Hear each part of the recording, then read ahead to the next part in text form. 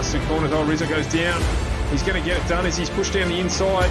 And that's pushed Connor wide. And it looks like Danny Webster is just about made it. He's going to make it there. Oh, wow. Dale Braden. Got down the outside there, side by side, a little bit of contact. Wildcard has managed to catch the car. It's going to make it. First time in 3 guys going side by side down into Charlotte Roval. This is going to be epic.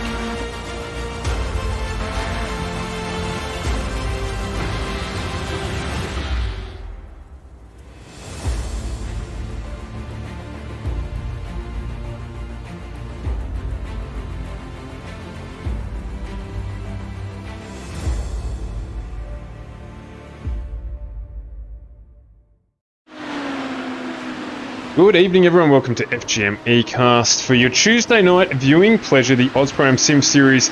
It is Wildcard Round 2.0, Season 4, and we are back in the Audi 90, a car that last season cast the long shadow of darkness over this series. Yes, the race ended in darkness at a different racetrack, but not tonight. We are here at the Charlotte Roval, and I'm joined by the one and only Carl Whiffy. Good evening, Carl.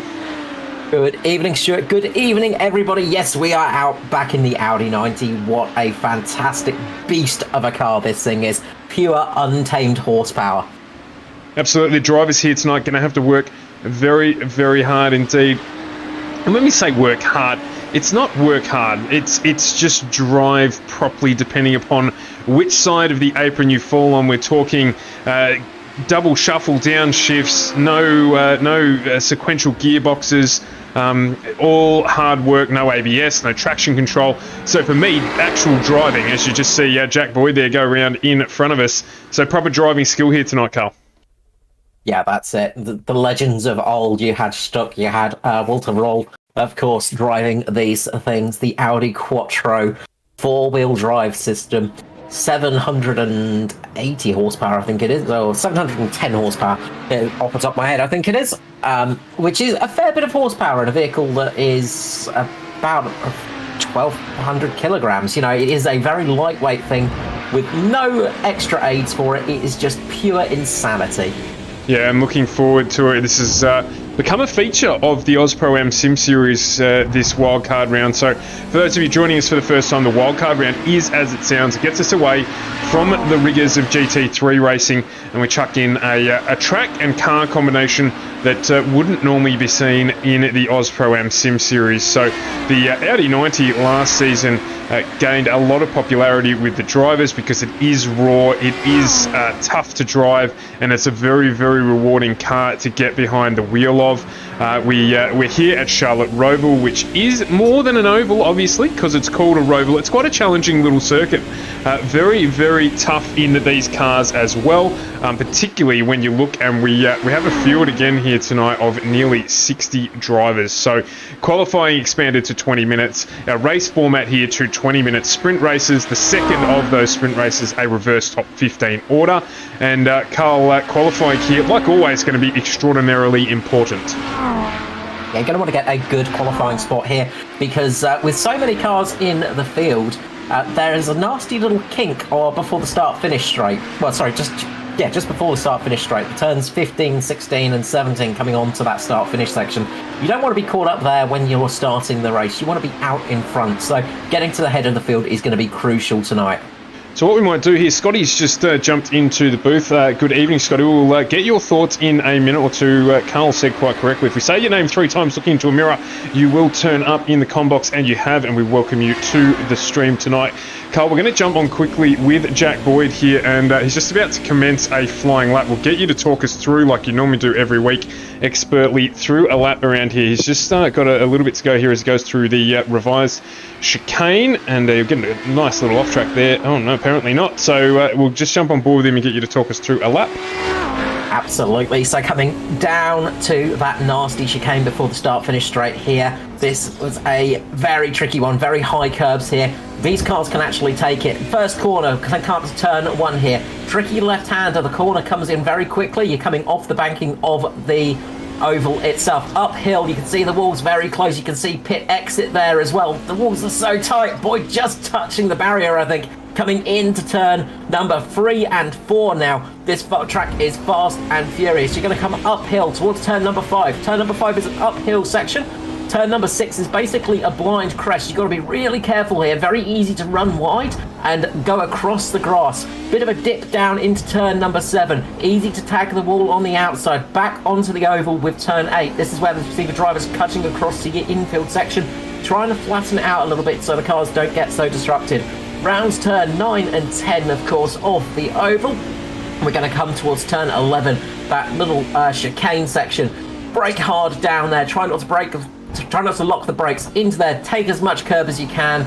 Get on the exit as quick as possible. Take as much room as you can on the exit as well. Almost straight lining it onto the banked oval once again. Getting up to some serious speed, 230, 240 kilometers per hour into the final chicane again. Hitting those curbs to get through once more. And that is a lap of the Roval.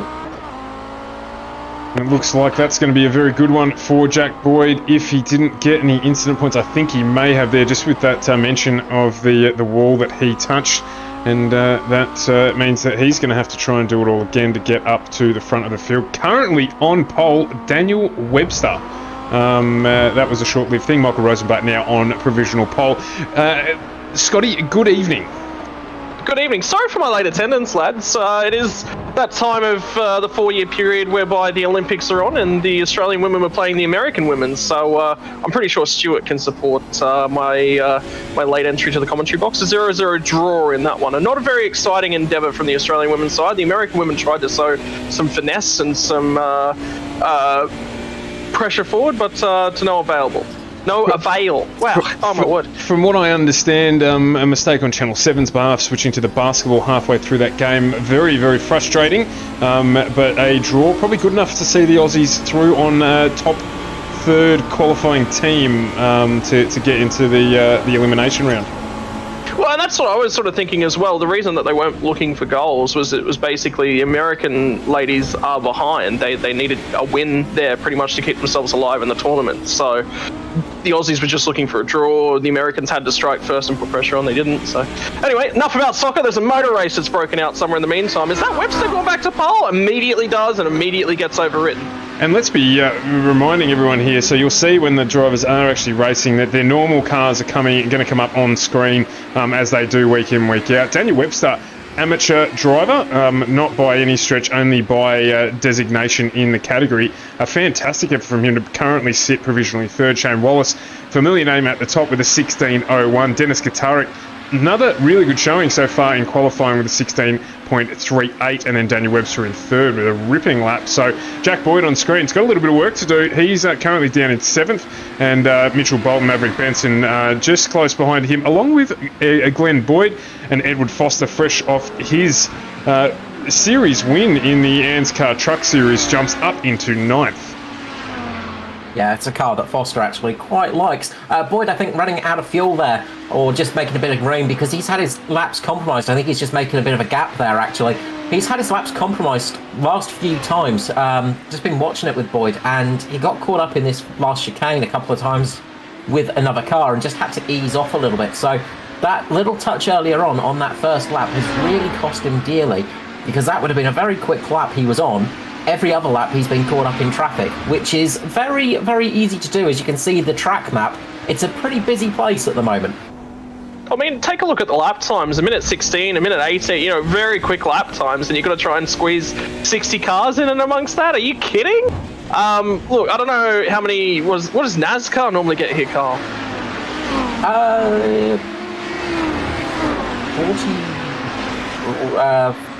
38, 41? Yeah, so ultimately the track has been pushed to its limits and probably a little bit beyond. Look, to be perfectly honest, guys, I mean, both of you would have driven this circuit with an iRacing. I love it because it's tight, it's very reminiscent of a street circuit. It's about the closest thing that NASCAR goes to that is actually a street circuit. And there's a lot of opportunity to really show your finesse in a car. Getting an overtake done is incredibly difficult, but setting somebody up for an overtake, that takes absolute just commitment, and you have to compromise a lot of your corners to build that run. You've got to be quick on the brakes, you've got to pull the guns early, and you cannot back out. If you get halfway down there for a move, you're sending it. There's no other choice. Yeah, indeed, and we're going to see plenty of that tonight. One would think with 38 cars on, with 44 cars on the track at the moment. They've extended qualifying to a 20-minute session here, so Jack Boyd, they're just probably going to need to wait. A little bit of damage on the John Player special livery to entry just in front of him, but just got to try and find that space to get himself up, and he has done that now. He's up into second position. Finally got some clean air, and that's the thing. It's just finding that clean air, that little bit of gap, it makes a big difference. Of course, if you've got a car a little bit further in front of you, you can take advantage of a little bit of the old slipstreaming effect, but these things, it's not going to make too much difference. These things just use raw power. There's not much of the old, there's not much worry about the aero. They just brute force it, and that's the thing we love about this kind of car. Look, I can't agree anymore, Carl. I mean, ultimately, you're driving a car that's probably about as tricky to navigate as a V8 supercar is. In different aspects, though. I mean, that's why it's a rally car. That's why it's an absolute icon of a bygone era, and it's why we here enjoy it. Let alone, slapping it on a track like this. And look how important the curbs are. Look how much curb Daniel Webster is taking. Ultimately, these cars don't ride curbs nearly as well as some of the other cars necessarily on iRacing cars, springing to mind. Obviously, the V8 supercar, but also the Porsche Cup car. Some of the GTE variants really love to smash the curbs around here as well. So, look, I mean, there's options if you're there and you're really pushing to make some time, and you'll see a lot of drivers come unstuck tonight. They're just looking for moves, looking to be a little bit too aggressive in probably the wrong spots. One of the most sickening things is they're going to be actual drivers out there that are younger than these cars as well. That's one of the sickening things, of course. Is these things are getting on in years now. They're a little bit older than they used to be, but they are still just as fun to drive and probably trickier to drive than most cars people are used to driving. Yeah, absolutely. The likeness to a V8 supercar is a very interesting comparison. Obviously, the Quattro, the all-wheel drive, helping out of the corners, but certainly is tricky in the braking zone. So the interior of this car, I absolutely love. It just reminds me of those sort of raw. The Jaguar XJS comes to mind in terms of Le Mans cars, but just the dials and the way that they look inside, they've done a really good job replicating here. It's awesome. Love it. Yeah, look, I mean, what other cars are going to take a look at the interior of the car and just go, look, that looks like my sim rig at home. I want one. When you're designing the home rig car, you're gonna take a few glances at the old Audi and take a few pages out of that book. Oh, look, it's definitely it would have enough buttons, just about. Just about. You might need a couple of extra toggles here and there, but yeah, that style of race car is something else. And it is a bygone era, of course. You didn't have fancy steering wheels with all the buttons, all the electronics, the computers in them. You had to do it all with switches, which is just... I love it. I love classic cars. I love classic racing cars. There's something else. They're just so different, and they are such a different challenge as well. Having to get around that 5-speed gearbox as well, like Stuart was saying before. No sequential shift in this thing. You've got a clutch that you may have to use occasionally. You've got to actually dip it down. You've got to blip it. You've got to do everything. It is a lot of work to drive one of these. Well, speaking of work, there's just under 8 minutes, or just over 8 minutes to go tonight in qualifying. If you have just joined us, there's plenty on. Thanks for joining the stream. Don't forget to follow, like, or subscribe, depending on where you're watching from.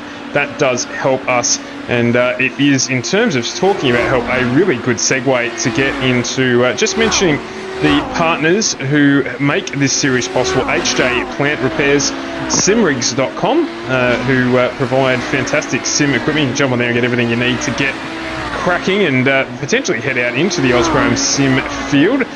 Phoenix Smokers, who will help you feed yourself once you get out of the thing. They've got a couple of specials on at the moment as well on some of the smoking equipment, so jump onto their website and have a look there if that is your thing.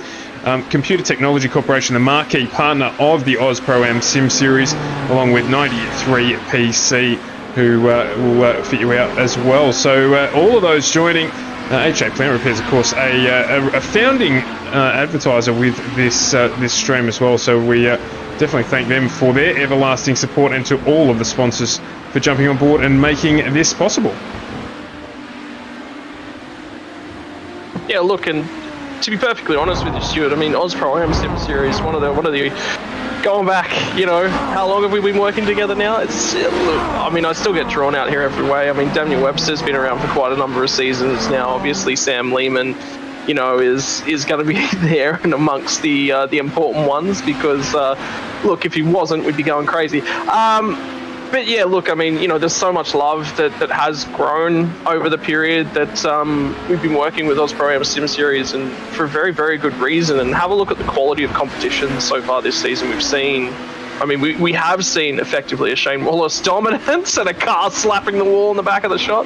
But even then, even when he has been leading from the front every single round, the amount of guys taking it to him.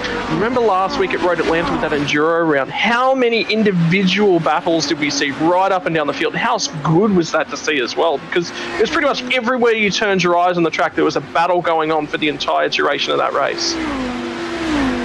Yeah, it was really good, the enduro aspect to this, but I put it up on the stream today on the socials there that today is, it's going to be a good Tuesday when it's the Audi 90 day. I love these things. So we've spoken about it a bit. We've got 5.5 minutes to go here. Wallace currently sitting in pole position with a 1:16.1 or 1:16.01, I should say. So he's got the gap on Dennis Guitarek and Jack Boyd, currently provisionally your top three.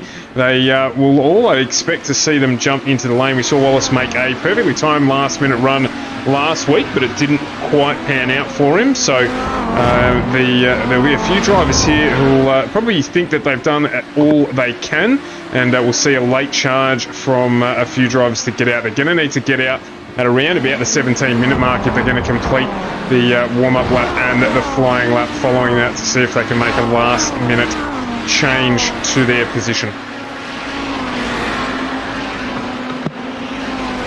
Yeah, look, I mean, go ahead. Everything set up for that flying lap is crucially important, and it's a different style of car to drive as well, being all-wheel drive, and that's going to throw a few of these drivers off as well, because it drives differently, of course. When you've been driving rear-wheel drives for so long, especially if you're driving the GT cars, or where they have a few little extra ditties like traction control, it gives it a little bit more of a swing around. These things tend to just understeer a little bit because of that four-wheel drive, but they are much stickier through the corners. They've got great grip, but they do tend to have that little bit of an understeer problem on accelerations, things like that. So it's a very different driving style to get it right, and sometimes you need a little bit of a different finessing to get it ready for a fast lap as well. Yeah, look, and then that turbo is just going to kick in, and the whole thing just sounds amazing. You know what? It's so difficult. I'm such a big Porsche fanatic, and I love that 911 Cup car to the edge of the earth, because that thing is just amazing. But these things make me question how much of a Ford fan I really am, to be perfectly honest with you. It's just, look at the jets of flame and these things. Yeah, there's another one, perfectly timed. Thank you very much. They just make for exciting racing too. That's the best part about them. You cannot race these things. And not go wheel to wheel, door to door, and make contact at some point. It's going to happen, and a lot of these drivers are skillful enough to do that and have it come off cleanly. Just have a look at the battle. Remember last week, I've got vivid memories of Ross Rizzo and Shane Wallace going side by side, door to door into turn one at Road Atlanta in Lamborghinis. You look at that sort of driving and you go, look, those guys make contact in turn one, it's all going to end in tears, and it didn't. And both guys got through there and they got on with business and they loved it, every single minute of it. Chatted to Ross Rizzo after the stream actually last week, and he said that was absolutely fantastic. Can I have more of that every week of the year, please? So one of the other things about driving these cars is you can't drive one of these and get out of it after driving it on the sim without a big smile on your face as well. They do cause you to smile a fair bit. Nothing like a bit of big old grinning like an idiot driving. It's oh, look at it. They are, like you said, it's a different kind of driving. You're not used to it. You got to adjust to it. A lot of these guys would just come from running fun sessions, from running official sessions. A lot of these guys it's a fun car. It's designed to be that with the wildcard round. That is the whole point of the wildcard round, you know, and it asks something more from you as a driver, and I think it's one of the real main attributes of this series as a whole is the fact that every 3 or 4 weeks we get to jump in a different car, and these drivers have to sit down, relearn their driving habits, and show us why they are some of the best sim racers in Australia all over again in a different format. Yeah, it allows a few different people to shine a little bit, of course, because you know, it's one of those things. It is a very different skill to have driving these cars, and some of the drivers are a little bit more used to the more classic style of race car. They can have a little bit of a better run in one of these things. Well, speaking of a better run, Jack Boyd's just aborted his final qualifying effort, so we're going to jump on and see if Timothy Audi can do anything. He's currently running P10 on track. He's P9 in class, but class doesn't really matter that much tonight, of course, other than the class you need to take out the race win here. He's pulled out of that lap, so looks like we've got, and there's Brendan Levin just trying to work out if it's quicker in reverse, just not working for him. But Luke Fitt now we jump on board with, so he's running down in 17th at the moment. He has the opportunity to improve his fastest flying lap. Looks like Matt Edwards, Maverick Benson, he's about to finish, and he's pulled out of that lap as well. So the driver's really struggling with the late run here. Dustin Fletcher has just crossed the start-finish line. He was unable to improve on his fastest lap. So the 43 drivers that have actually jumped across into the server, Luke Fitt, the last one out on track to try and maximise the opportunity there, who's going to get the job done.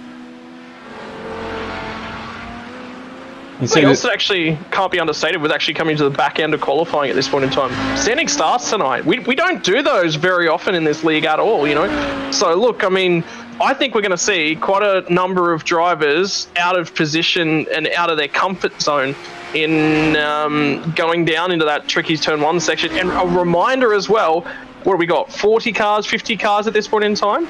Those cars are going to be starting in that last chicane that Luke Fitt's just kind of driven through for us. Yeah, absolutely. And he actually missed out on getting that lap finished as well. So that is that. Daniel Webster, take a bow.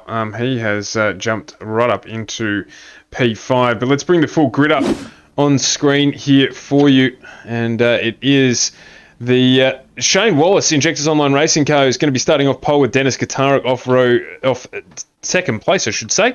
Jack Boyd and John Merritt off row 2 with Webster and Cardleone off row 3. Welcome back, Matty Cardleone, getting over an illness last week. Jack Wittes and Michael Rosenblatt off row 4 with Joshua Fitt and Tim Audi off 5. Then it's Mitchell Bolton and Luke Turner off row 6 as we flip over the page. Scotty Gray, Brandon Levin off row 7 with Glenn Rodell. Thanks for the image for the stream. Glenn with Jeff Connell off row 8. We've got Luke Fitt and Matt Andrews off 9 with Ed Foster and Paul Mansell off 10. Then it followed up by Maverick Benson and Glenn Boyd off 11 with Christopher Henn and Lachlan Capel off 12. So we keep rolling through here. Matt Kingsley followed by Richard Brookfield. We've got Aaron Lawler and John Peter. And rounding out the top 30 is Adam Funsler and Timothy Hancock. Then it's on to Tim Harris with the Locks On Lads Racing entry. Jump on their podcast and have a listen. Darren Fletcher off position 32. Then it's Dale Carpenter and Phil Orty off 33 and 34, and then Derek Audie and Mike Casey. And as we flip over the page to the back of the field here, it's Chris Sturdy, Sam Lehman, Andrew Hayes, Daniel Cheney, Graham Smythe, Liam Caplice, and then we've got Michael Fabian in the Mad Cow Racing entry, rounding out the 43 starters for this first 20-minute sprint race tonight. Look in the background of that shot. That last car on the grid is starting on the bank section of the oval. I don't know if either of you guys have ever done that before, but just before they altered the Mazda MX-5s, I did actually start on the bank section. It will spin and slide along the track, so those guys at the back have to be very careful. Lights are out. Here we go. It is going to be and Wallace gets a flyer. Cars in the midfield that have gone absolutely nowhere, but it's going to be Wallace down into turn number 1. 2 wide. They were 4 wide off of the grid, but it's all managed to shake itself out, and it is going to be Wallace and Zakatari that's managed to pick up P2. Eric Orty getting caught out in the background. Unfortunately, his race is done for tonight. That car is very much damaged, but the action at the front is fast and wild. Katarek has got Boyd just in front of him at the moment, but it is very close behind him. It's close all the way down to around P8. And then there is a gaggle of cars behind him. They're just nose to tail at the moment through the twisted sections here at Charlotte Roval. Well, they'll start to settle down, start to pick their lines, start to sort themselves out for the first time tonight. Remember, this is a 20-minute sprint, and they've got one more of these to come as well. So don't just immediately count your chickens before they hatch. Down the inside, moves happening right up and down the field already, going into the chicane for the first time. Not quite able to get the pass done. There's a car on the right-hand side that's blown through the chicane. They've picked up a slowdown penalty, dropping like an absolute rock. That's John Merritt. That is John Merritt dropping like a rock. That's not the start that he wants. And remember, he's only going to have about 18 minutes or so to get this car back up and start shuffling through cars. And it is very difficult to overtake. One thing we didn't cover off as well, guys, there will be a required pit stop here tonight too. So they've got to play that into the strategy. Do they jump out early and try and get some space, or do they run it to the end? We'll see. Remember as well, master of pit lane could be a major factor. You'll have to keep your eyes on Shane Wallace right throughout proceedings tonight to see if he can jump everyone in the pit stops. Because even if he's mired up in traffic, he may look to do that. Looking at the action way back down in the pack as well, I believe that's Glenn Boyd. That's going to be just outside the shot. That's just managed to pick himself up a spot. But again, traffic still managing to find its way through. Another car dropping like a rock as well. Is that Hayden Jackson? It's not Hayden Jackson. And we've caught, unfortunately, one car spinning. Now, looking at the front of the field once more. Derek Audi, Phil Audi. Which of the Audis is it? That is Tim Audi. I've got all of them wrong, so we've gone in the complete wrong direction. So Tim Audi is going to be defending now from... Sorry, that's not Tim Audi. It'll be Tim Audi in the back, in the middle of that shot that's just in front of Daniel Webster. So starting to settle down a little bit, Carl. We've got a lead pack of 3 that are making their way forwards. Yeah, they're starting to break away a little bit, getting some clean air, and that's what you need in this sort of situation, just to break away from some of the people, just so they can't chuck a little bit of a dive bomb into those chicanes, because that's when accidents do happen. We've got a car around on the first corner, and I think it's Matthew Kingsley, so he's gone around, he's managed to recover the car, but that could have been a nasty one. That's not where you want to have a car turning. It's a very narrow section to begin with. Meanwhile, up the front, Jack Boyd is chasing down Wallace. They are getting very close to each other. Boyd is going to have an opportunity here coming into the chicane. Will he be able to make it? He's just got to try not to lock those brakes. Wallace is just defending on the inside. Boyd's going to just take a little bit of a neater line. You might get a bit of a better exit here coming towards the second set of chicanes. Can't quite get the exit as good as Wallace there. Wallace getting a nice run off there. Boyd's going to get a little bit of slipstream. Watch out for Gatarik behind him. Yeah, just keep your eyes peeled on this one as well. Gatarik's watching it. There's contact between Jack Boyd and Shane Wallace. Both of them managed to get stopped, and it's play on. It's contact, and you knew that there was going to be contact at some point. But everyone has saved it and walked away after that one. Yeah, good driving there from Jack Boyd, just to dial out of it a little bit there and redress, to an extent, redress. And the battle continues at the front. It's allowed Dennis Gatarik just to join in on the back here, close up in the Pulse entry. So he is now very firmly in position to challenge as well. So Boyd's now got that contentious issue of having to deal with the rear view mirror and the windscreen at the same time.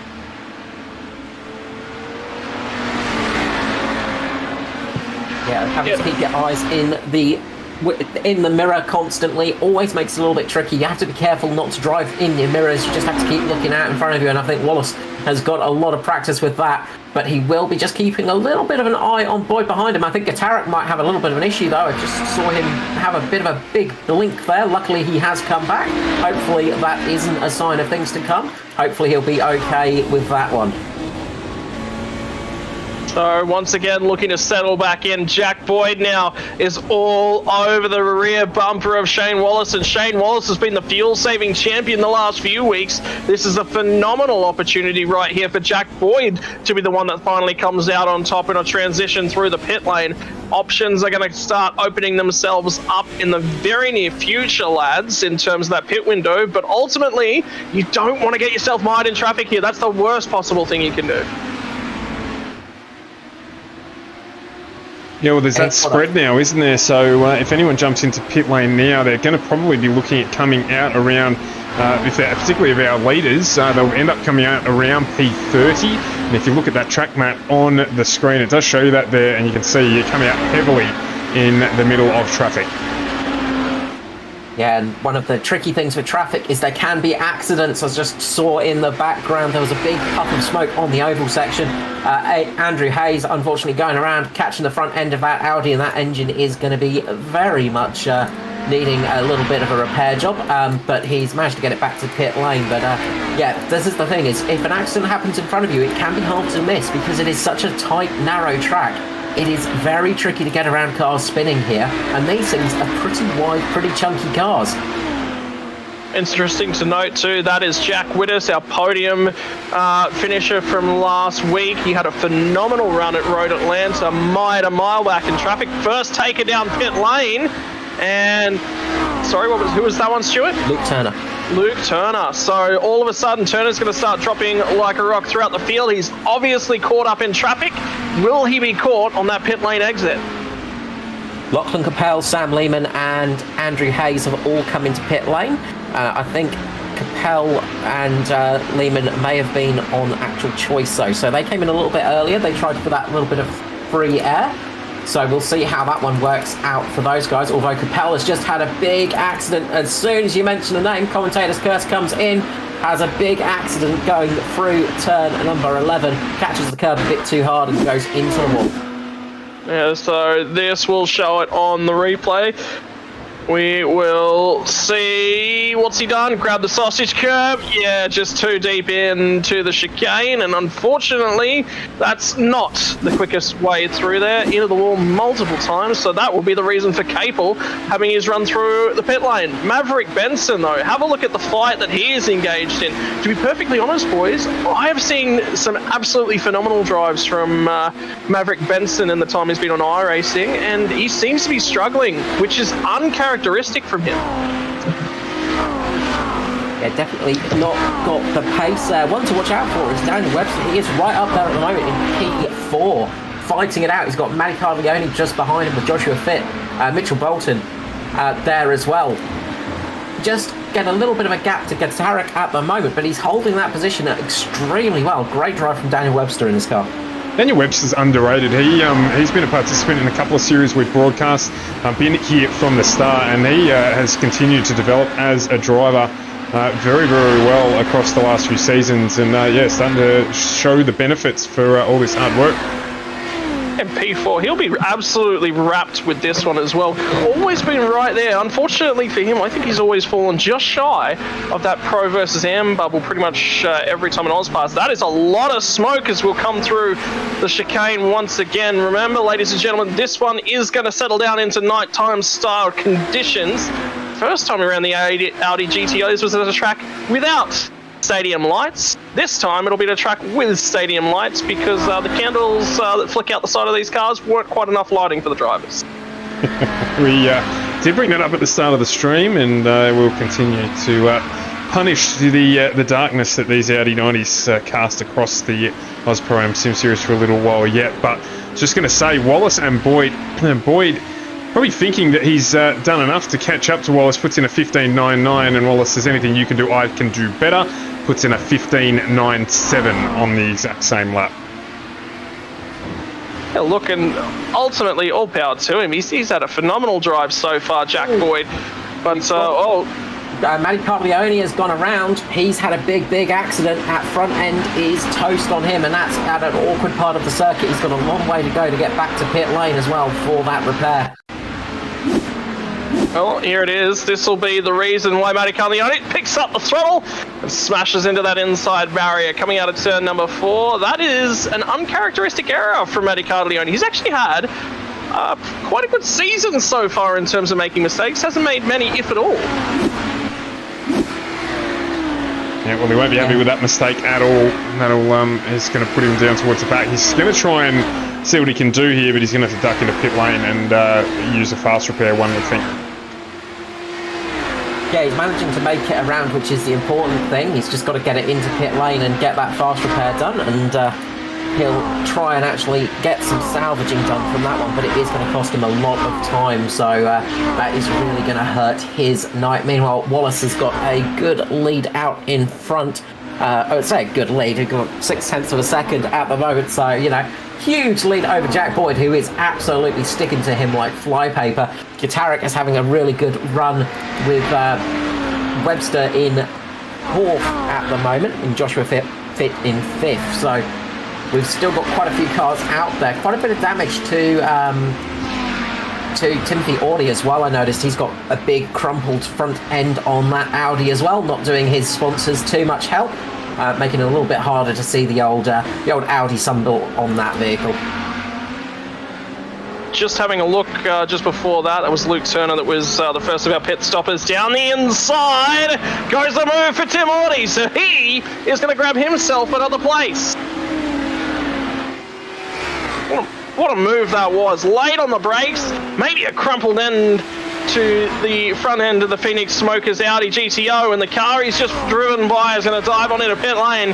I think we're about to start seeing an absolute hive of activity, boys. I think it's go time for pit stops in the very near future. It's that sort of time where you can come in, you can make a little bit of you can take a little bit less fuel, you save yourself a bit of time in pit road. How are the guys that have taken their pit stops going? That's the big question.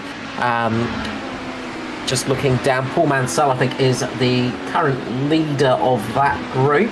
I've not had a chance to actually have a bit of a look to see how he's going with track and things like that, but if he's got some clean air, then he could be in with a good shout as well, which he has got. So Mansell's got pretty good bit of air at the moment, and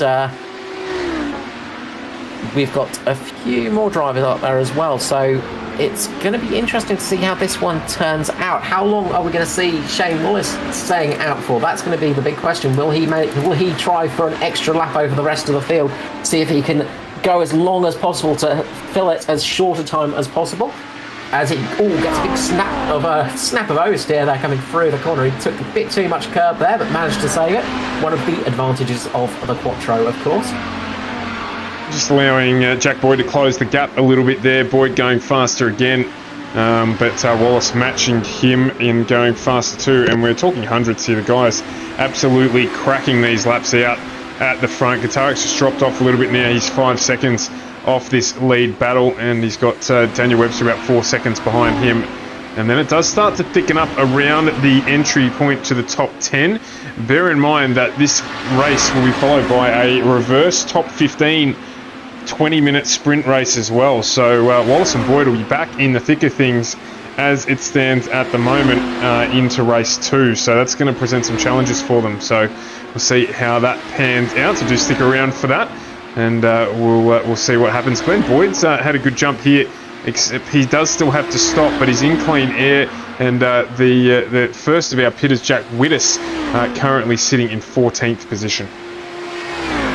Well, that was the other thing I was going to ask was, we saw Paul Mansell, his teammate in the ejectors online entry to Shane Wallace. Maybe he's out there just looking to give information to his teammates. But then again, alternatively, the other question I'd want to pose to you, Carl, is do you think Jack Boyd will just do whatever Shane Wallace does? He might try and cover him off a little bit. That is definitely an option. But it's just how he feels on fuel and how he feels comfort-wise as well. That's the big question. You don't want to go running it out of fuel. You don't want to go causing yourself issues. So you have to eventually go to a point where you go, okay, I need to come in this time. Hopefully Wallace is going to come in with me. You just have to make that move. But a few people still sticking it out there at the moment. I was just watching Scott Gray and Brendan Levine. They were having a big battle, bit of a lock up. That's just opened up a little bit between them. So the front guys at the moment are running good pace. They're setting some good laps. Of course, they've got a light car, which is always handy when you've got less fuel in the vehicle. It goes a little bit faster. It's a little bit lighter. So they're using that to their advantage at the moment. But they are coming in now. Wallace and Boyd coming into pit lane. Well, they're both in, and the pit lane entries is where a lot of the pressure has been placed on these guys who did make up time. It looks like Boyd is closer. Actually, having a look at that, given how far they were apart on track and then they had to slow down, I think Wallace has actually had the better entry here. Well, Boyd locked up a little bit on pit entry. Is he going to get a penalty? That's the thing. Did he speed? That's going to be the question for Boyd. If he sped in pit lane, it's going to hurt him a little bit because he did get a little bit of a better entry. No, Boyd did get a little bit of a better entry. He's managed to make up a tiny bit of time over Wallace with that one. But Wallace has got that nice clean drive out. One of the things we didn't mention, of course, when you're first here at the Roval, hang on, was that Dennis Katarik that went down the inside there on Jack Boyd as he rejoined? No, it was a 75 car. Dennis Katarik was much further. So it was a lapped car. I thought for just half a moment there that Dennis Katarik might have actually gotten the undercut on these boys, but no, he'll settle back up the road a little bit into clear third place. I believe that's Luke Fitt. It's either Luke or Josh Fitt. We've got both of the Fitts. It is Josh Fitt. So Luke Fitt wasn't having quite as good a night as Josh was, but still managing to put his nose up there and put himself in contention. Yeah, I think Jack Boyd probably would have been a little bit concerned about that there. He almost got taken out on the exit of pit lane. So he'll be counting his lucky stars that he's still in the race, I think. it is one of the big hazards here at the Roval as Wallace just taking a handful of grass on the entry to the corner there. I thought he was going to lose it there, but the four-wheel drive system working very well for him, using the rally pedigree of that Audi there to its advantage. It is one of the big hazards here. As I was just mentioning, pit lane, pit exit is really, really one of those spots that is very easy to have an accident. You're going over a blind crest as you come over that hill as on the racetrack. The pit exit is very tight, very narrow. You're going into a corner. It is a very tricky pit lane to get in and out of. Especially with how tight and small the circuit is, I'm not surprised lap traffic has already played its part in race number 1. Will it play its part in race number 2? Because remember, at the conclusion of a couple more minutes' time, we will get into race number 2, and it will be still all to play for these boys. So Boyd might have to bide his time. He might get a better grid position. He might assault Shane Wallace in race number 2. It's been so good watching these guys go head-to-head every night of the season so far, though. There's a good fight going on a little bit further back at the moment between Scott Gray and Mansell for reverse pole. And I don't think Mansell's settling for that position. He's trying to work his way up to get into P14 at the moment, trying to get that little bit higher in the grid, possibly starting in second place. Those two are really racing it out as it stands. So we've still got some good racing throughout the field. It's just trying to keep an eye on it because there are so many cars, as usual, so much good stuff to watch. It's just, where do you keep your eyes? Did just have a look at the replay there of Jack Boyd leaving pit lane, and yeah, that cut across the front there. He would have had to have been aware of his relative to make sure that he didn't end up with a hood ornament, and did very well to get out there. So he manages to keep on in second position. So as you say, this is Scott Gray on the screen at the moment, and he's got Paul Mansell and Christopher Henn around him in effectively the battle. Matty Carleone back on track. He's actually in 16th, so a good recovery there for him. You can see that Audi has been repaired, and he'll be looking to really put the pressure on Mansell here so that he gets up into that reverse top 15. You want to get up to the front, get the clean start that rewards you with in this race, and then try and run like heck to keep away from the chasing fast ones. Oh, there's a big mistake there from Paul Mansell. It's opened the door for Matty Carleone. What can he do here? He's still got a little bit of damage on the Audi. He's trying to go around the outside. Mansell's going to be able to defend here down into the chicane. And he goes on the attack. Carleone's going to pull it up. Gets it. John just pulls it up. Mansell lives another day. He's going to have to fight here. There's another lap to go. And it's going to be a battle between Mansell and Carleone right to the line, you'd think. Yeah, that fight is definitely on at the moment. Keep your eyes peeled on that, because the difference is 15 places in terms of grid position for the next race. Well, what's right here is a difference of grid position of 1 for the next race, but most importantly, getting yourself called out as the victor of the first of the wildcard races of this round. And I tell you what, Jack Boyd has closed an absolute country mile onto Shane Wallace. The last time in the first race of the night. They'll come down to this chicane. He forces Wallace tight. He forces him to defend. He's right there and a little unstable in the braking zone. He's pushing hard as Jack Boyd. The front left corner's got a ding in that Audi. He hasn't given it up at any stage of this race, but Shane Wallace has led us from lights out to flag in race number 1, and he continues to maintain his dominance into the final chicane. Cut the curbs one more time, and there's the flag man. Barney hands it to him, nearly side by side across the line, and I can tell you there will be two big grins from ear to ear on both of those guys' faces. They enjoyed themselves like you would not believe.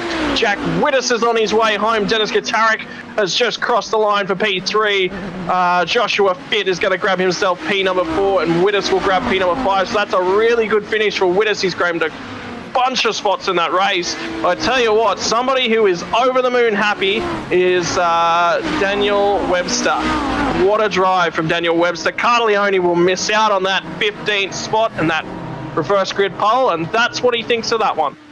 Hey, well, Luke Turner there just ran out of fuel across the start-finish line, so he was very lucky to get there. The car coughed, and he just held on there to get across the line, so finishing in P10. The key there to the close-up for Jack Boyd was a ripping lap the lap before, combined with a very small mistake from Wallace. So Wallace ran a 16.1. I say a very small mistake, but still an incredibly quick lap. But in response, Boyd running the fastest lap of the race with a 15.83, allowing him to close that gap and put the pressure on right to the very final moment. And I think you're spot on there, Scotty. Those guys would have loved that race, nice and close. And also they would have had to work incredibly hard to make sure that they stayed where they did at racing at that pace. Well, Carl, the sun has now set over the Charlotte Roval and set on race number 1 of this evening. Temperatures are going to come down a little bit. Track conditions will improve for the drivers. There's some rubber laid down now. The pace will continue to increase for race number 2. And of course, a little bit lower temperature. Turbos tend to like that a little bit. So they'll be pretty happy with that. So it is going to make it more interesting. It is going to be a thing of you don't need to strap some flashlights to the cars this time round. So we don't need to worry about sending the pace car out with its lights to actually show the cars around. People can actually see what they're doing tonight, which is a really good sign. So this is going to be a fantastic race. And what I'm looking forward to are some of the action shots, because we are going to see those brake discs glow. We are going to see those pops from the exhaust. It is going to look spectacular here in the evening time, in the night time here at the Charlotte Motor Speedway. We might jump on board here with Matt Andrews and just have a look at how it's already it's got real dark really quickly, of course, as the session advanced. Just want to see what it looks like on board. So this is what he's going to be contesting with, or all the drivers are going to be contending with, I should say, for this next race. So not only are they going to have to worry about trying to stay clean and clear and make sure that they can orchestrate themselves a pass where they need to, but braking points look different, so things are going to change a little bit in that respect. So it's going to be a real challenge. Plus, for those top 15 drivers, as we said, the reverse top 15 start means they're going to have to work even harder if they're going to get up to the front of the field. And look how dark it is. Yeah, we both said it. And look at how dark it gets through this section. So there are lights around this track, but it does get a little bit gloomy on the infield. And that's the thing about Charlotte, is it's got the lighting around there, but it's not so lit up on the infield section. So you can still see what you're doing, but it makes it a little bit harder. This is going to add a whole different challenge to the drivers. You can see those cones are basically going to be saving your life for that corner because it's a blind entry there. It's going to be a real test of skill and a real test of nerve as well, getting through that section with other cars tonight. People are going to be a little bit sketchy out there. You know what? I might step away and see if I can grab Sam Lehman and tell him, has he actually been out on the track during this warm-up session? We might have a Lime Rock Park version 2.0. I'll be right back, lads. Well, one of the good things, though, is the lights. They do add a little bit of... you can actually see a little bit of the area. So you do have some light. It's not all gloom and doom. It's not quite as dark as it was at Lime Rock. Oh, not even close. I mean, look, obviously the infield here is going to be the challenge for the drivers, but the NASCAR section of the track is well lit, so it's just going to be a matter of managing your race appropriately and making sure that when you are attempting to set someone up, that you plan well and truly in advance to get it done. So the guys will have done a little bit of practice as well. There's plenty of practice sessions up during the week, so they will have been doing some practice last week for this one. Popular car, popular track, so I think we're just going to see some really good racing. Well, I went to speak to the man who's in charge of track setup and setting everything, and he gave me a very, very evil laugh. Good evening, Sam Lehman. This is intentional. Of course it's not. Okay, never mind. Apparently, I step out of the room, I talk to him, and he tells different things to what he tells me in the comp box. Well, you know, the track's lit, and you know the middle of the track's it's lighter than it was last season, so I'm sure we'll be fine.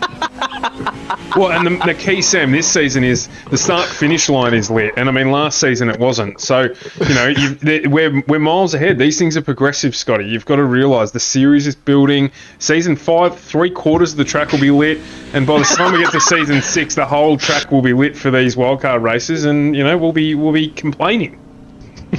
By season 10, the cars will have lights. Well, in fact, very Let's good not point. get too far ahead of ourselves now. I tell you what, that was an absolute cracker. How did you find race number 1, Sam? Look, they're so physical to drive. You did 20 minutes, and I mean, look, I don't have the strongest DD wheel in the world. It's probably the weakest one money can buy, but you still get out of it when your arms are going. Yeah, that's a physical car to drive. So just fun, tricky, very, very hard car to drive. They're very hard to get into the corner. And even with the all-wheel drive, if you get too greedy on the throttle, they just spit you out. So, yeah, good fun. I love them. And this track is not the easiest track for them. Somebody else that's sitting up in that booth with you, just having a look, is Matty Cardleone, and he is definitely in race 1. One of the guys that knows that the car can spit you off sideways if you touch that throttle. What was the banter like up there during race number 1? Yeah, Carter was a bit dirty on himself. Yeah, no, look, but in general, yeah, it's just a laugh. You just have a smile on your face when you drive these things. Look, mate, it's been an absolute pleasure bringing another round of classic Boyd versus Wallace action to you. So I'll let you get back stuck into business as the warm-up session concludes. Get back out there, mate, and have a good time. Thanks, mate.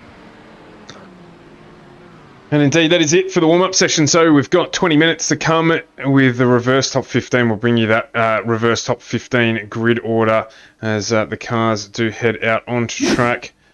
And just wait for it to appear there. There it comes up. So it is going to be Paul Mansell and Scott Gray off row 1 with Christopher Henn and Brandon Levin off 2. Maverick Benson, Luke Turner off 3 with Michael Rosenblatt and Tim Audi off 4. Then it's Daniel Webster, Mitchell Bolton off 5.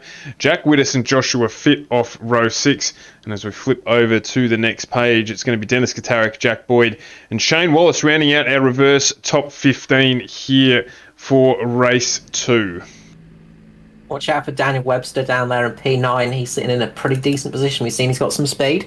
He's going to be starting on the actual straight bit of track, which is a absolute bonus here. So he's not going to be starting mid-corner like some of the other drivers, like Jack Boyd and Shane Wallace are basically starting towards the wall. It's a very tricky position to start in. It's a very disconcerting way to start a race. So this is going to be fantastic to watch. I am looking forward to this one. Yeah, there's not a lot of angle there, is there, as we get ready to go. The revs rise. It's going to be race 2 here of the Wildcard Series 4, and we're off and running. It's Paul Mansell, gets away really well. No stationary cars this time. The guys get a much better drive out of that one, and it looks like Mansell's going to lead us away. Scott Gray gets away cleanly as well with Brandon Levin and Christopher Henn behind him. You just see how dark it is immediately there as the drivers try and sort themselves out throughout the back of the pack as everyone comes through. The couple of incidents further back. Caught. Christopher Henn has just got caught. He just got caught in the side, unfortunately, and taken out there, just going in to turn number 4. So he's already one of the big victims out there. Does rejoin the race, however, so he'll keep going. But at the front, it is Paul Mansell and Scott Gray who are leading us away through this first lap of the second race tonight. It's going to be difficult for these guys to get passes done, so an important thing for them was a strong start. One of those who got one was Jack Wittes and Dennis Gitarik, who both jumped up 4 and 5 positions respectively, as Gitarik puts pressure on here as well to try and make up another position against Luke Turner, against Jack Wittes, as you can see there as well. A good exit for Shane Wallace gets him up another position too, so the charge is on early in this race.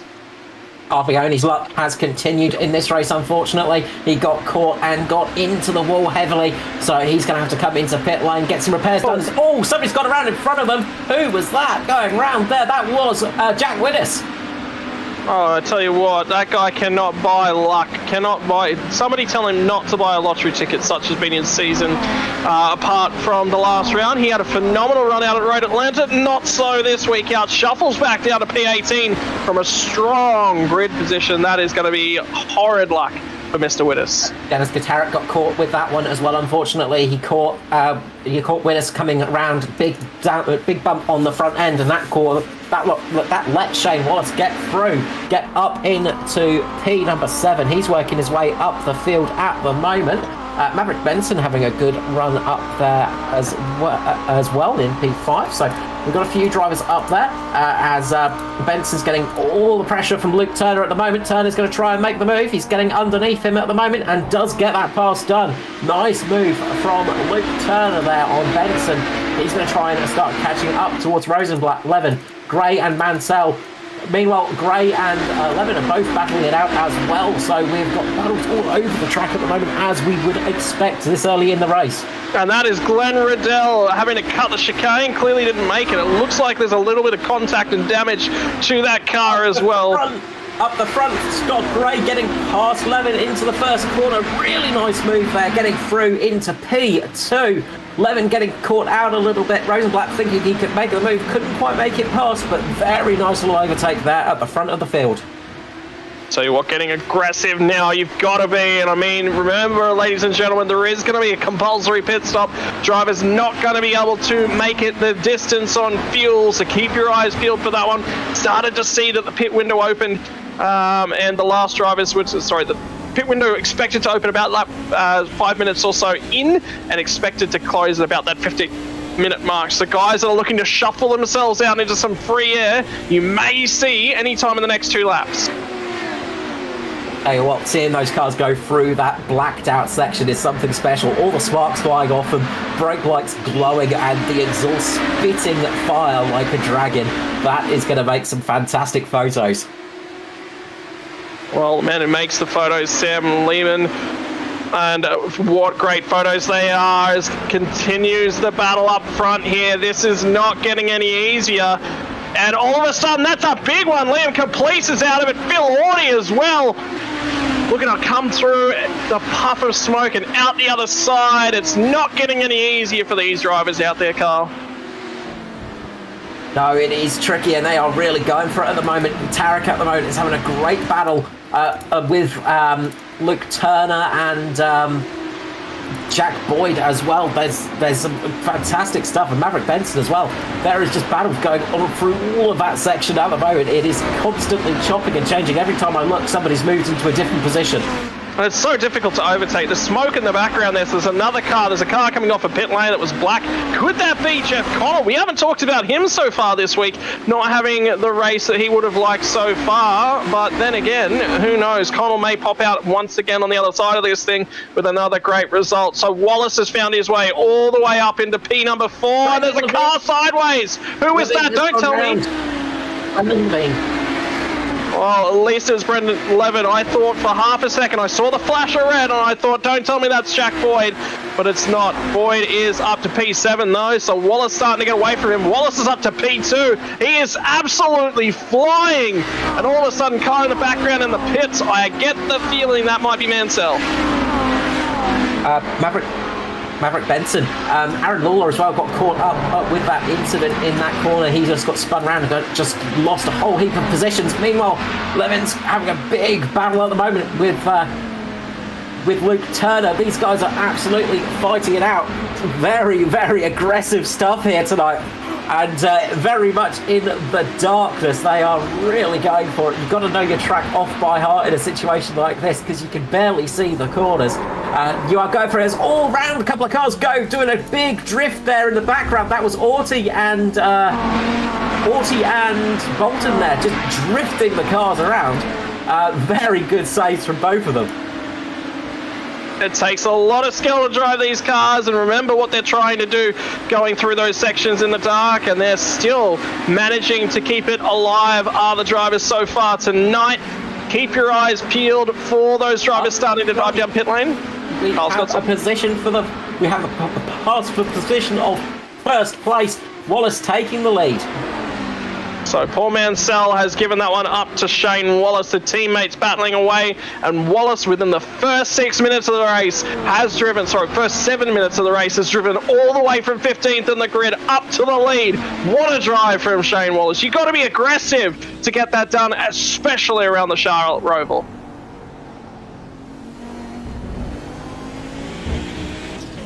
Keeping an eye on some of the closer battles at the moment. There are a few out there. Joshua Fitt and Luke Turner at the moment are very much battling away through the gloom.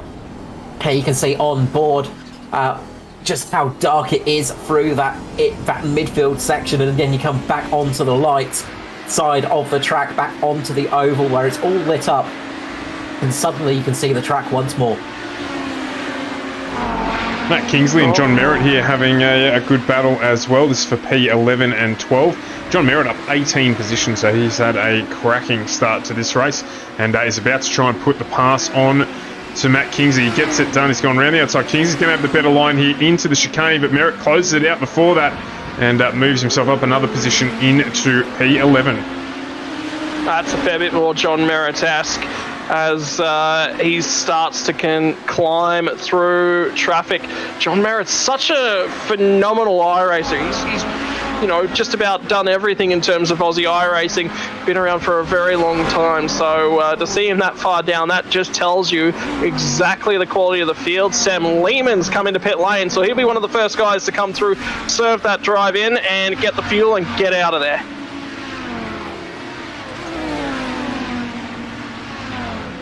We did see just going that little bit longer tends to pay off a little bit more. So will the undercut work this time around? That's going to be the question. Are you going to get some nice clean air? Are you going to be able to take advantage of that? And that's going to be what these drivers are going to want to do. But I think the overcut is the answer for tonight. Making the car run longer, run lighter, and take less fuel at the end is going to be the answer for speed. Dennis Gatarik last time around putting in the fastest lap of the race today is 16.18 despite all that damage on the front corner of that car. I'll tell you what a good job from Dennis Gatarik. I mean, it's not been an easy race for him so far. Race number 1 come away with a P3, so he'll be proud of that one, but he's still got a lot of work to do. Wallace with in pit lane. Sean Nature. Wow, Wallace opts to go with the undercut. Is that a couple of crinkles on the front end of that car? I get the feeling he might be just trying to clear off some damage so it doesn't compromise lap pace. Yeah, I think he may have just caught a couple of curbs, but I've just got a feeling it's just because he's starting to catch up to some of the traffic and he's just decided to pull the pin early, come in now, and just serve that pit lane moment, get the car refueled and get back out there, hopefully into some cleaner air. So he's just decided he didn't want to deal with the traffic. He's going to come out and hope for some clean air and then work his way back up the field. But the big question is going to get clean air, and the answer is no. At the moment, he's got quite a few cars in front of him, so he's going to have to battle his way up there. This could be good news for people like Mansell, Gray, Rosenblatt and Boyd. Well, hard yards to do, but then again, he's cleared one car. Now a little bit of a gap in the traffic forms. Look at Scott Gray, a guy that hasn't necessarily had the strongest of seasons, but I tell you what, the battles that he was engaged in last week, you pretty much took your eyes off him. You were doing yourself a disservice right the way through last week. That's how strong a run the guy was having absolute cracker season, really enjoying himself too, was Mr. Gray. So look, I mean, not more you can really say from him so far this season. But he's still putting himself at the pointy end of these things. Boyd in pit lane as well now, so he's decided to come in early as well. Instead of leaving it out there, he's going to come in now. So he's obviously seen on his tracker Wallace has come in and he's decided, well, if he's coming in now, I'm going to come in now, so I don't lose too much time to him. So those two are going to try and find each other back out on track, I'd say, and try and resume that battle from race 1. But now it's all down to Mansell, Gray, Rosenblatt. If they can get some good runs out the front, even Gatarik as well, because we've seen he's got some good speed. Despite having a bit of damage to that car, he has got the speed. If they can pull out a bit of a lead, if those guys that pitted a bit earlier get caught up into the traffic, then they could lose a fair bit of pace. So this is going to be the hard time to charge now. If you can put in some good laps now, you might be able to make a bit of an advantage and get a win from this one. Well, just to put my mind at ease, Carl, is there any chance that any of these guys are fuel saving at all? It's mandatory stop, isn't it? So I would imagine not, in all honesty, because there's not much point really. You're just going to want to go as fast as possible, aren't you? And just save a little bit of time in pit lane with the fuel numbers, maybe. But I think it's just going to be foot to the floor, going as fast as possible as Gatarik comes into pit lane. Well, Gatarik's searching for a little bit of a gap in traffic. These guys up front, not so. It was Michael Rosenblatt that sent the move there on Scott Gray. So change of position up the front, and Kyle once again spotted something. Jeff Connell getting into the back of somebody going across the start-finish line. I'm just trying to figure out who that was, sorry. That was Brendan Levine. So a bit of contact between those two. So no major damage. It looks worse than it was, though. I thought it was possibly Shane Wallace because he was just catching up to Connell. And Connell's going to be a hard car to pass in the midfield because that car is very much the stealthiest car on the track at the moment. Jeff Connell going in with some sort of any advantage you can get as a driver. Well, driving a black car on a black night is going to be one of those little advantages. I don't know how advantageous it will be, though, if it creates more contact. Using the camouflage to his advantage there. So we'll see how that one goes. Mansell coming into pit lane right now. So he's decided to pull the pin, same as Rosenblatt too. So those guys both pulling the trigger. Gray has stayed out for another lap, so he's going to try and go for a little bit longer, see if he can run that lighter fuel load, see if he can make a bit of time, and see if he can get a little bit of an advantage. But behind him, there are some very quick cars chasing him down. They're setting some very good lap times. Just going to say, yeah, well, look, I mean, you've got to try it. You can't come in at the same time. You can't do everything that your opponents do, otherwise you'll never beat them out on track. You've basically saying that somebody's got to make a mistake for you to be able to win the race. He's found himself some clear space on traffic. Connell's finally dicing his way through the field. He's picked up into P6. Michael Fabian having a reasonable run at things as well, and Dennis Gatarik right there in the back of that shot. So that's the battle for position. Gatarik's going to set it to the inside, and Fabian says, yep, look, this is going to be tricky for us both to get through here. Let's it happen. And currently in position 7 and 8, we've got Wallace and Boyd once again. Gatarik is just behind them as well. So we'll see if those three can find each other back on track shortly. Well, the battles continue, the mind games continue, the pit lane strategies continue. Cars up and down the field, though, having an absolute cracker as Mitchell Bolton is just in front of Paul Mansell. Paul Mansell pitted from the lead, won't be in the effective race lead after this one because Shane Wallace is the leaders of the cars that have pitted, but Mansell is locked in a huge battle there with John Merrin. I believe both of those cars have pitted. All three of these cars have actually pitted, just receiving word through. So Bolton is in contest with these guys. This is going to be tight right down to the wire. I tell you what, Bolton may have found a trick. Oh, was he one of the early pitters, Carl? Lap 5, so yeah, one of the earlier stops for him, so he's taking advantage of that one. So yeah, some interesting strategies playing out here. Well, lap traffic starting to get in the way once again. Lap traffic will always play a part when a minute and 15-second lap. You can bet your bottom dollar it will. Mansell's managed to get by it. Merritt's still finding his way on through. Actually, is that actually lap? I don't even know if that is lap traffic.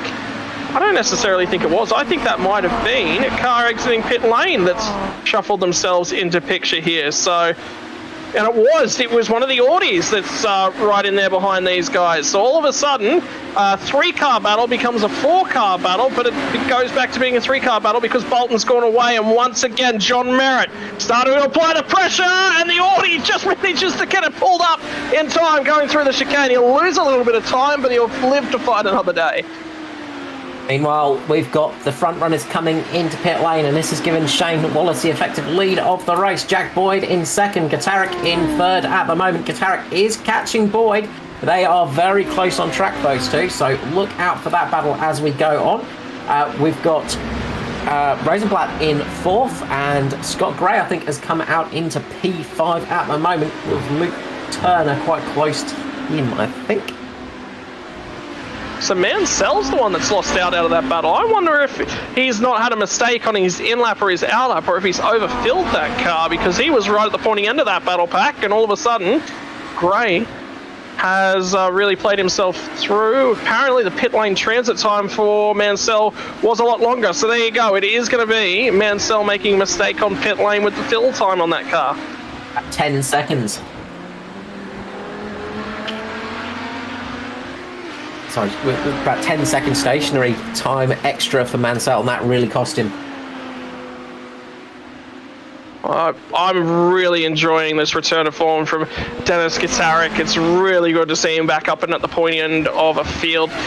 He actually had to get rid of his simulator rig, or at least put it away for an extended period of time in the process of moving houses. Had a young child on the way, and unfortunately, sometimes the hobbies, they have to take a back seat. Good to see. That was actually only about 2 or 3 months ago, so it's good to see that things have shuffled themselves back out once again. He's managed to pick up the simulator once more and get back into things, so it's really good to see Dennis Gatarik back out on track. We've got a really close battle for P10, the P9 and 10 at the moment between Mansell and Merritt. So those two are battling away on track as it stands, as they come into the beautiful, gloomy midfield section. And you get to see the beautiful lights of these cars just bursting to life, showing us the lovely flame looking out underneath them. Watch out for Tim Audi as well. He's up there as well. So these guys are really giving us a nice close battle for the final place inside the top 10. That's for 9th, 10th and 11th at the moment. And Maverick Benson starting to play himself back towards these guys as well. Mitchell Bolton looks like he has indeed done a bolt and run away a little bit, put a little bit of a margin onto him. He's starting to see John Merritt looking to show the nose, looking to get aggressive. Here, he's got to run. This is not really an overtaking opportunity, but he's about to turn it into one down the inside at the final chicane. And it is going to be Mansell that goes a little bit deeper, catches a lot of that curb into the fence, and it's going to be a huge benefit for John Merritt. And one of the Audi brothers plays himself into contention there now as well. So very deep under brakes, unfortunately for Paul Mansell, and he loses 3 spots. So I think Maverick Benson has not gone through on him just yet. Yeah, that happened a little bit for Mansell. He caught the caught a bit of concrete coming out of the turn 12, and that slowed him down onto the final section of the oval, which just caught him off guard a little bit. So that hurt him in the straight line speed, and that sort of set up that kind of not very good place to overtaking manoeuvre spot. Liam Caplice going into the wall as well. He's just had a big moment in the chicane. And lost that front end of the car, so he is I think his race is very much done, unfortunately. Well, eyes now on, because they'll get the white flag this time by. Barney's got his arms in the air. Yes, he does. White flag out. One more lap to run. Shane Wallace has run away with it, and it's only going to take an absolute catastrophe to rob him of this one. But Jack Boyd is going to have to defend for everything that he's made of, because Dennis Gatarik says, I got P3 in race 1. I don't want to go back-to-back P3. He is going to throw everything. The caravan, the bike, the bus, the trailer, and the kitchen sink right at Jack Boyd in the last lap. Halfway through now, they'll bank it to the left, they'll climb. Cones were sent flying. off, I believe it was Paul Mansell's car on the last lap through there, but they've all realigned themselves once more. Not quite close enough. This is really the last realistic opportunity he'll have for Dennis Katarik, and he's not close enough going into the braking zone, the first of the chicanes. He's right there now. He's very deep on the brakes. He's going to lock up. He's going to lose a lot of momentum, and that'll hand it to Jack Boyd, but at least he's had a try, and you're not a race car driver if you don't have a dive at the last. And Shane Wallace is going to come across and take the victory. Does a little bit of a squiggle across the line for the win. Boyd will come home second with Gatarik in third place. Tried his best for that position. Did a great job there to catch it. There is a bit of a battle behind though, with Luke Turner trying to catch up to Joshua Fitt. Can't quite make it across the line. It's going to be Joshua Fitt getting in front of Luke Turner. So good run for those guys. And I think that is most of the battles now. I wanted to see the battle between Merritt and Mansell and co across the line, but I think that one's resolved itself now as well. These guys are enjoying every last moment in these cars, and I think every last moment of those engines with the way that some of those are smoking after that. And the one thing you can say about the Charlotte Roval is it never fails to create great racing.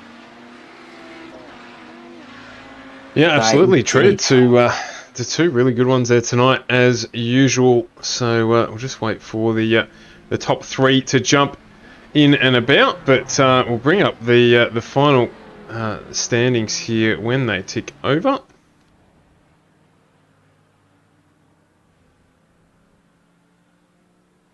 Just waiting for the drivers to jump out there. So, guys, I guess we'll get into it quickly here. The moment of the night for you.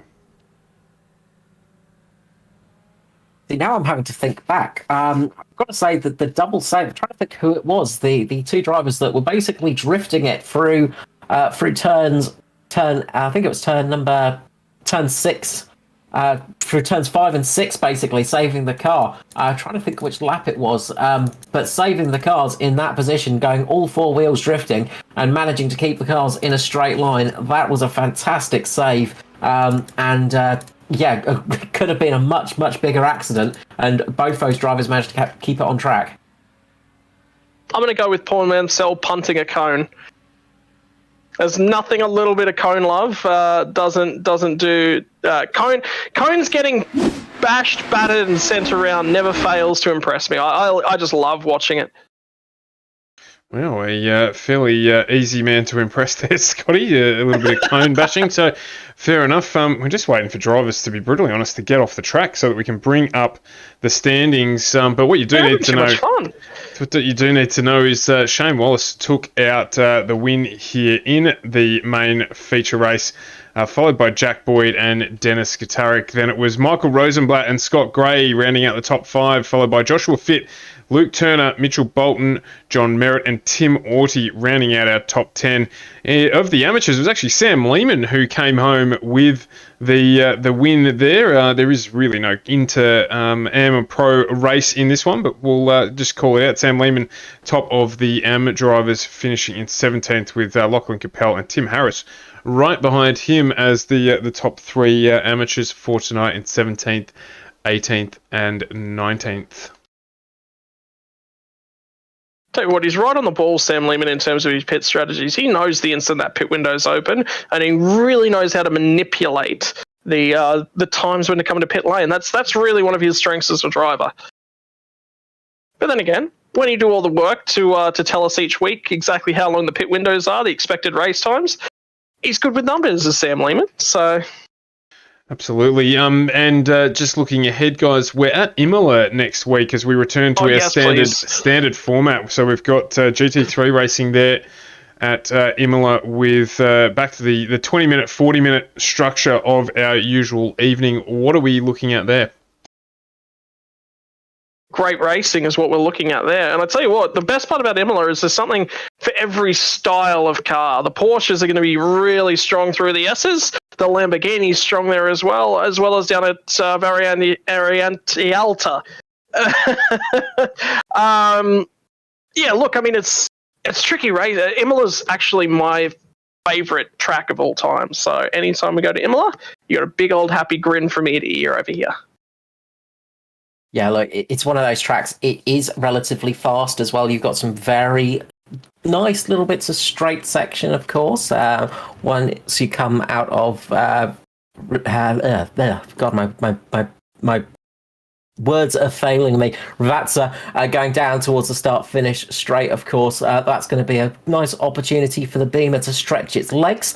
As Scotty was saying, it's going to be a fun track for all the different cars. It's going to be an interesting one, and of course, it is one of the classic tracks. So I think tonight we might just have lost our top three drivers. They've just head off into the distance. We've got Sam Lehman, Matty Cardaleone in the green room, so I might just drag them in to see what it is. No doubt Matty will be talking about his night, so we'll just bring them in and have a quick chat. Obviously, it was too dark for the drivers to find their way to the green room. It's fair to say that, guys. Just dragged you in here. Not too sure if there was anything that you wanted to touch on. Obviously, the top three tonight, Wallace Boyd and Gutaric, just not making it quite to the box. So where are we at, guys? What's going on? I didn't see that they weren't making it in, but yeah, look, what a night of racing. That was good fun. Yeah, absolutely. Sam, I think we've got a series first for you here, mate. You actually were the first of the AM drivers from that second race. Yeah, I found out about halfway around the last lap. Lachlan told me that I was leading the AM class, and I realised that I was very borderline on fuel. So I'm like, I better make it to the end. I finished with, I think, 0.2 litres left in my tank. So, yeah. And Cardo, mate, a night that you'd probably want to forget? Oh, definitely. But it's all right. As I was just saying to Sam, if the series is succeeding, then I'm happy. So whether I have a bad night or not. I had a good run, actually, as in I somehow pulled a quali lap out that I didn't think I could do, and then had a good run in race one and stuffed race one up myself. But had a good start of race two and then not really sure what happened. So I was going straight and then I was in the wall. So I'm not really sure what happened. But again, as long as the series is succeeding and it really is in leaps and bounds, then I'm happy. It doesn't really matter where I finish as long as it's a small sacrifice to pay for the greater good. And how you feeling, mate? We missed you on the stream last week. Missed how you were going to get around there with some fuel saving and stuff like that. You all good again? Yeah, thanks, guys. Yeah, I was pretty unwell, and the boys were saying it. Yeah, it's serious when Cardo doesn't jump on the sim. So I had a week off, didn't touch the sim for just over a week. I was in bed for almost a week. So, but yeah, I'm good now. So it was good to be back tonight. Withdrawal symptoms probably contributing to the week-long stay in bed, mate? Yeah, withdrawal not from these cars. Withdrawals from the sim, but not from these cars. So yeah, but look forward to next week and look forward to not seeing these things for another 3 or 4 months. Yeah, they are incredibly popular, but they are incredibly hard to drive. In fact, our hot lap driver refused to try and set a hot lap in this one, instead choosing to head off for a holiday in Barbados. So they'll be back next week to drop some hot laps as we head to Imola. Guys, we've done highlights. We've spoken about next week. That pretty much wraps us up for yet another awesome evening on Aus Pro-Am Tuesday evening, Audi 90 Tuesday as we called it, and certainly didn't let us down. Never fails to impress the Audi. It's always a highlight. The drivers love it. And quite rightly so. They just look forward to it every season. You never fail to impress with the Audi. That's pretty much all there is to say about it. 99 out of 100 drivers love it. I think Cardaleone is the one, unfortunately. But yeah, look, it is just a fantastic little bit of fun. It's one of those cars that is just such a difficult thing to drive. It's such a different beast to drive, and here at the Roval as well, it's such a different track to be driving on as well. It's got that very classic early 90s touring car vibe to it too. If you're familiar with some of the old German touring car tracks from back in the day, they tended to be quite twisty, quite narrow, and quite fast as well. So yeah, very, very fun to take them out. Of course, we've got AUSPASS coming up in the next couple of days, and we're going to be at Watkins Glen for the final round of the Wednesday night Thunder Series. And of course, the Cup Series will be returning on Thursday night as well at Watkins Glen. Yeah, looking forward to that. We're going to crown another champion tomorrow night on the back of last night, crowning Edward Foster, as we mentioned earlier, champion of the second season of the truck. So that does conclude things tonight for us here on FGM Ecast. As always, we appreciate the massive amount of support that we have on the stream. Thank you, everyone, for tuning in. Scotty, to you, and Carl, likewise, thank you for your contributions to the channel. HJ Plant Repairs, Simrigs.com, Phoenix Smokers, Computer Technology Corporation, and 93PC are those that help us make this happen. Please support the people that support the stream. And that is us done for a Tuesday night on FGM Ecast, your place for pace. Thank you very much for tuning in, and we will see you tomorrow night from 7:45 for the next installment of the the AUSPASS Thunder Series on FGM Ecast.